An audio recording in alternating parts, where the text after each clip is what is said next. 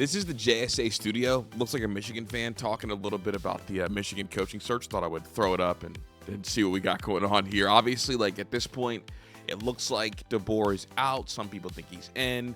Looks like Kenny Dillingham is out. He said he never got even offered the job.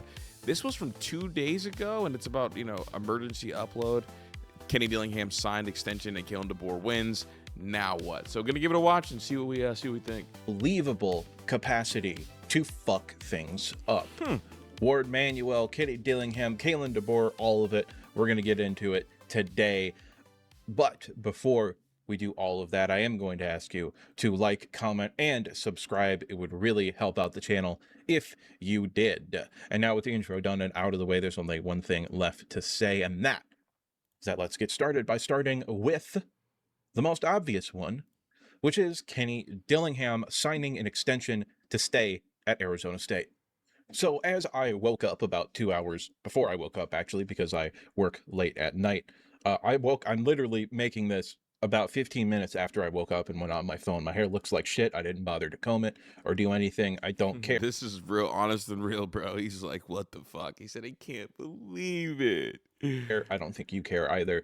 It doesn't matter. The reality of the situation is Kenny Dillingham, the news I woke up to, Kenny Dillingham signed an extension not only to give himself a raise, but also to increase his staff pool, as well as money going towards roster retention at Arizona State. Now, Michigan could very comfortably double the numbers that Kenny Dillingham is getting paid himself, and his staff is getting paid, and the roster pool. None of that matters. It's over. He signed an extension. Once he signed the extension, that's it. You're not going anywhere that year. That's the reality of the situation. So Kenny Dillingham, who should have been the number one target from the beginning of this whole thing, will not be the next head coach of the Michigan.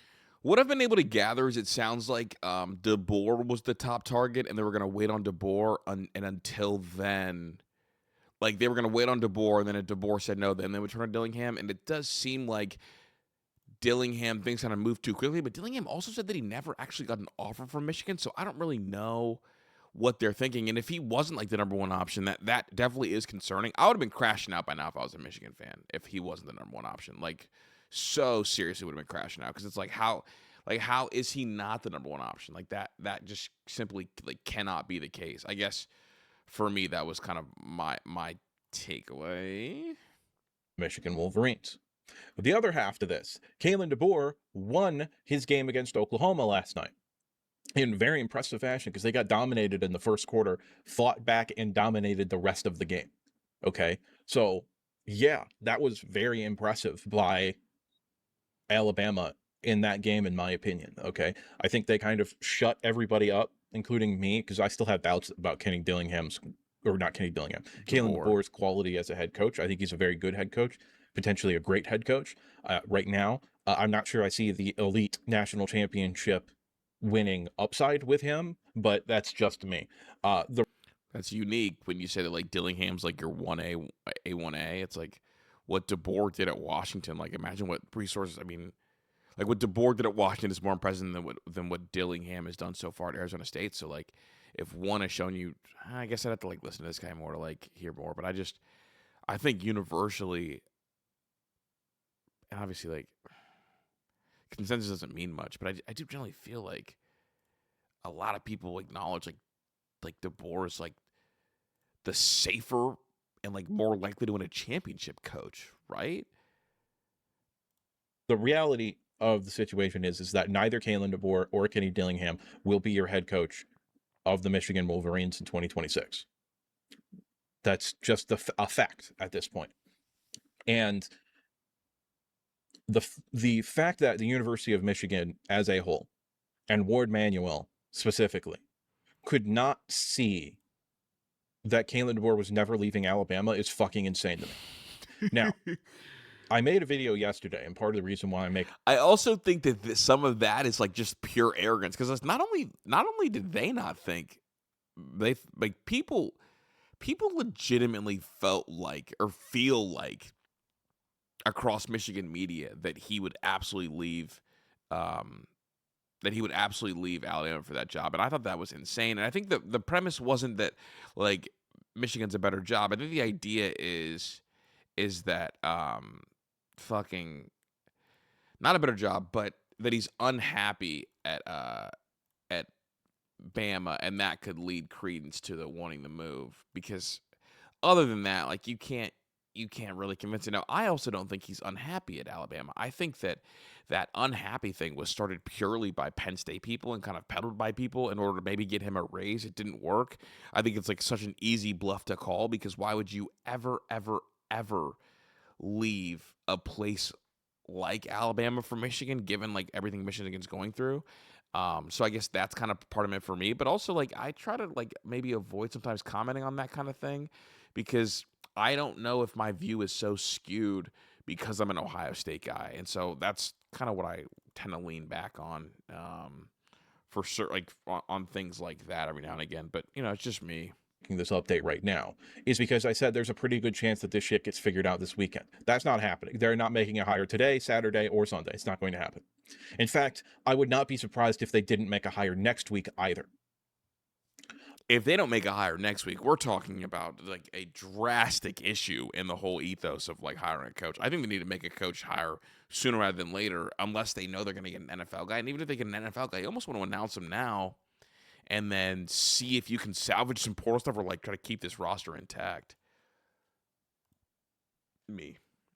I think at this point, Michigan is going to wait until Kalen DeBoer is out of the playoffs, go full court press on him, get rejected, because why the fuck would he come to Michigan? Alabama is a better job than Michigan. It's close. They're in the same tier, but Alabama is a better job than Michigan. It remains the same. Okay. It always would have been best case scenario, a lateral move, in all likelihood, probably a step down. Michigan really, really fucked themselves. Okay. Because they didn't understand the urgency of their situation.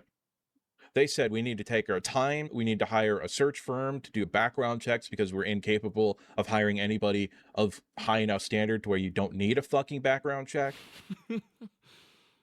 So yeah, we have to take this nice and slow, and no, that was the incorrect move. The correct move was identify maybe 3 candidates that you want.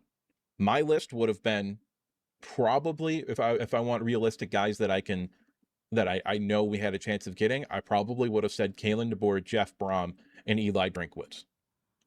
Or not Kalen I think Drink and Braun both got extensions, but he said not DeBoer. DeBoer, Kenny Dillingham, Jeff Brom, Eli Drinkwitz, in that order. And then if you want to hire a search firm, you say, okay, go do intensive background checks on these 2 guys. You have 3 on these 3 guys. You have 2 days. And then you go to the contract people and you say, put together the best contract you can for a coach. I'm going to go talk to Kenny Dillingham. That would have been the correct move to make. That's the reality of the situation. And that's not what happened, because Ward Manuel and Michigan as a whole are utterly incapable of doing what you should do. Okay. You shouldn't have hired Sharon Moore to begin with. I said that at the time of the hiring, and multiple times in 2024, and multiple times in 2025. I think that's it. Like the struggle is like if Michigan is a caliber job, you think, and people are going to talk about the Ryan Day thing. Well, Ryan Day was like a superstar offensive mind that you trust, kind of more that Lincoln Riley cloth. Like you never looked at the Sharon Moore offense and felt like, oh yeah, this was a superstar in the making, I guess, in terms of how he's viewed coach wise. Now maybe that's just me kind of being out of the loop, out of the sphere, but I don't think he should have got hired. I understand what they were trying to do, but it just didn't. It never made sense.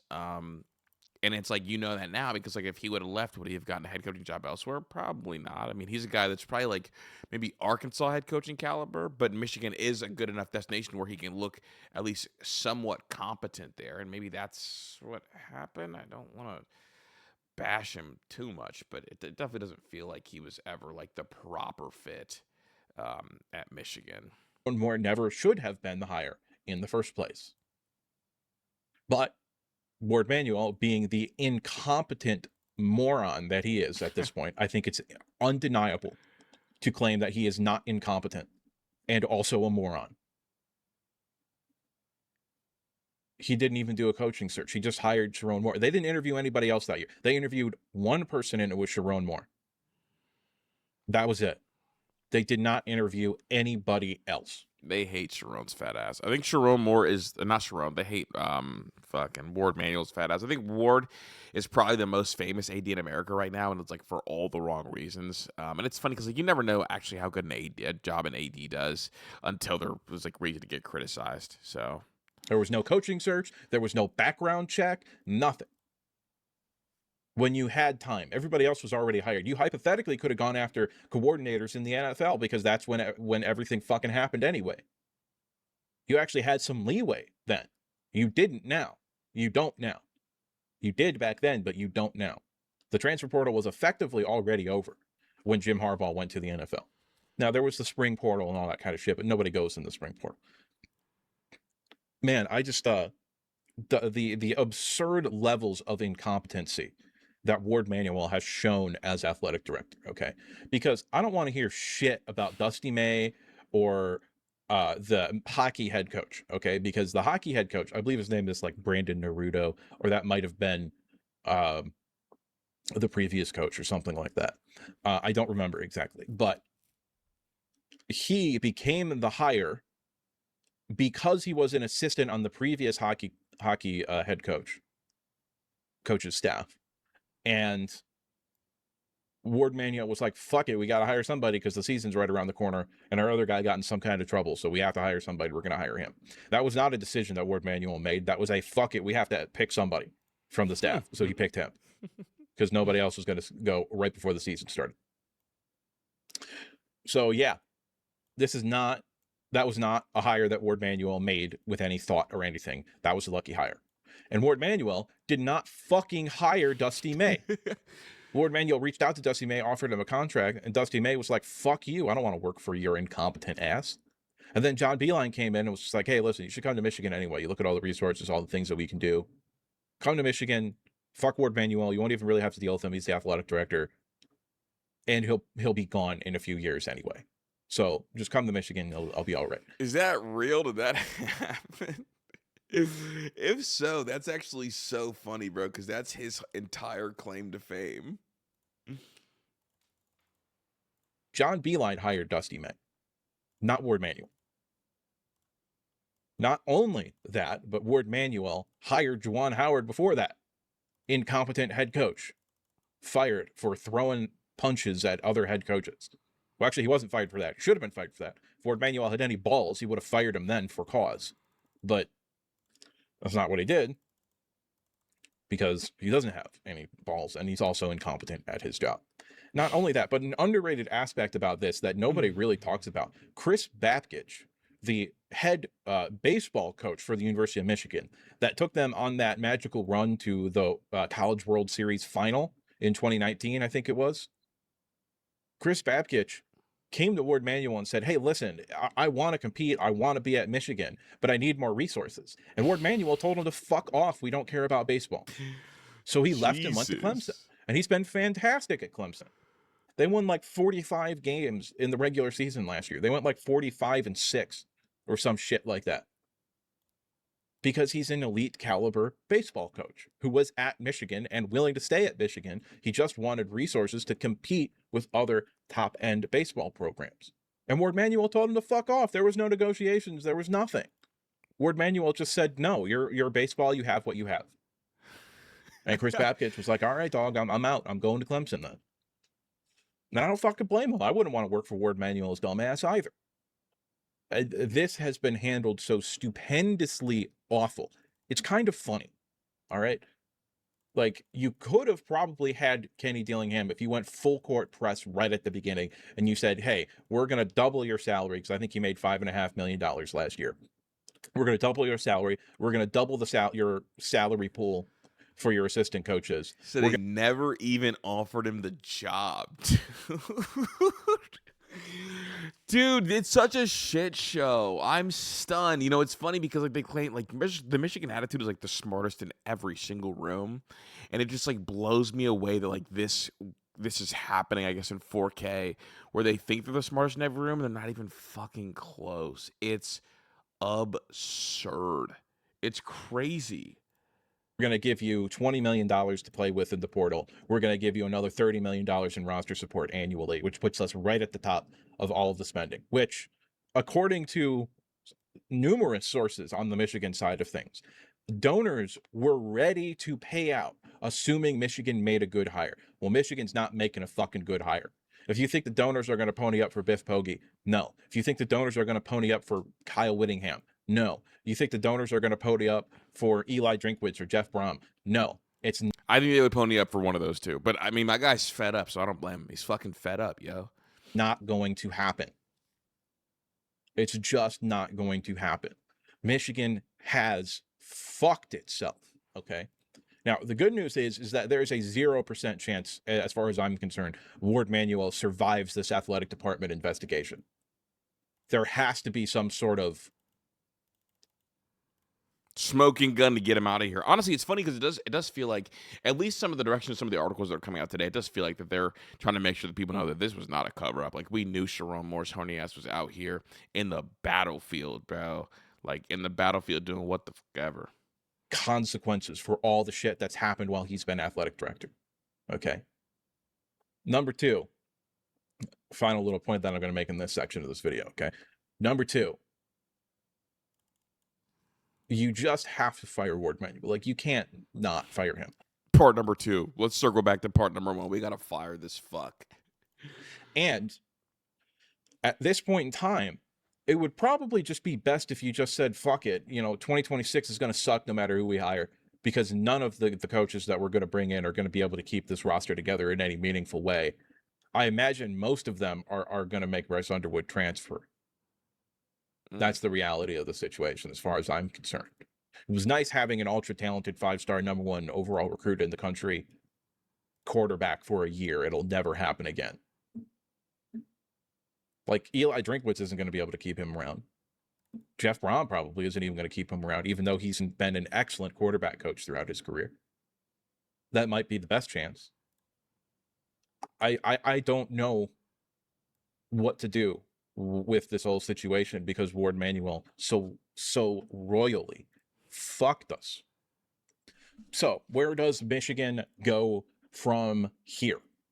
The answer to that question is, I don't fucking know. Nah, this dude's hilarious, man. He definitely earned a sub from me, bro. He's sick of this shit, man. My boy's sick of this shit, dude. I think there is a very real and very, I suppose I should say good, I guess. I don't know. I think Michigan's probably their best choice is to just stick with Biff Poggi for a year. Hire a quarterback coach, keep the staff, let the roster fall apart, because it's most likely going to anyway, and just go 4-8 or 5-7 or 6-6 next year, and just fire Biff Poggi after 1 year, and go get somebody competent in the 2026 offseason. I think that's probably Michigan's best chance, because I don't see a coach willing to come to Michigan that is of a caliber enough to keep this roster together. Okay? There were several guys that I think could have done that.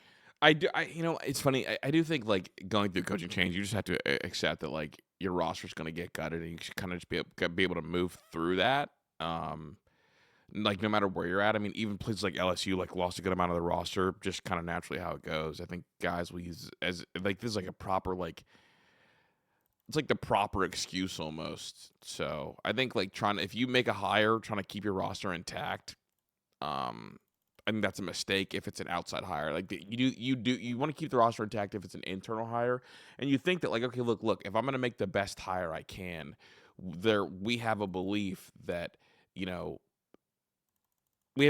like, guys that want to be here will stay here because we're feeling like we're making an upgrade at coach. So that's my stance. Like, the guys that want to be there, the guys that are the right guys for the program, will stay if they feel like the coach is an upgrade. And I feel like a lot of people think the coach is going to be an upgrade, given the fact of the matter that, like, Sharon Moore was never actually qualified to, like, hold that position. So I wouldn't worry about that kind of one bit in actuality. That Michigan could have hired beforehand, before they fired Sharon Moore. Now, hindsight is 2020, but you probably should have fired Jerome Moore for going 9-3 in year 2. I get that it was an improvement from last year and all that kind of crap, but if you're 9-3 is not fireable. Sorry, big dog. Not at Michigan. 9-3 is not fireable at Michigan. going to fire him anyway, you should have just fired him after the Ohio State loss. I don't know, but it's pretty clear that he was not a popular figure, not only in the institution of Michigan, but also among the players. Pretty clear he was not a popular figure. All right. Popular with the ladies. That's really matters. This really matters here. I think the reality of the situation is Michigan's recruiting class is gone. Most likely, I imagine they're going to lose at least 50% of them whenever they hire a head coach. I imagine Michigan is going to probably see at least 15, maybe upwards of 25 or 30 kids enter the transfer portal, a lot of which will be contributors or players you were expecting to step up and become contributors.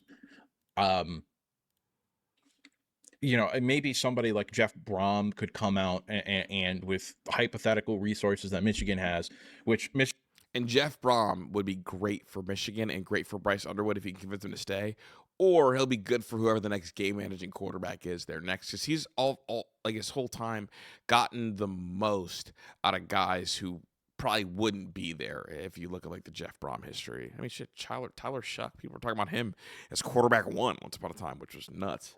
Michigan doesn't have great resources, by the way. There's all this talk about Michigan can offer a bunch of NIL. There are people that are waiting to explode this NIL depending upon the hire. Yes, depending upon the hire.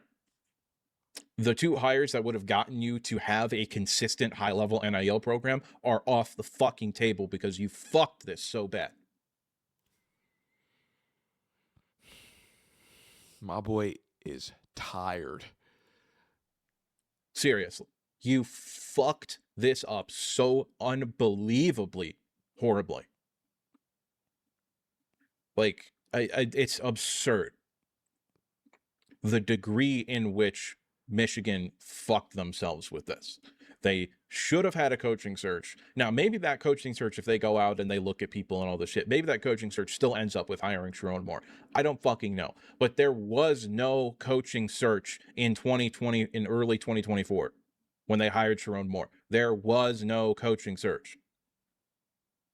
And you want to know what's really fucked up? Everybody knew Jim Harbaugh was going to the NFL after this year, especially after the Connor Stallion shit came out. He had to go to the NFL. Otherwise, he wouldn't be coaching. He got a 4-year show cause. Even if he was Michigan's head coach, he'd be suspended for... Yeah, my boy's tired. He's starting to repeat himself a little bit, and that happens, obviously, when you're passionate about something. But, this whole thing is going to be crazy, and I do wonder... what's going to come first? Is it going to be is Michigan going to give up, or are they going to get desperate? And I think that could kind of dictate what the next couple months looks like for them. Hey, it's the JSA studio. I'll leave his title down in the description. Just doing my daily Michigan listening. Yes, I do listen to Michigan a lot because I care about, the rivalry, and the coaching search is the biggest search around. Make sure you like and sub to me as well. We got some more stuff coming around, and I'll see you guys.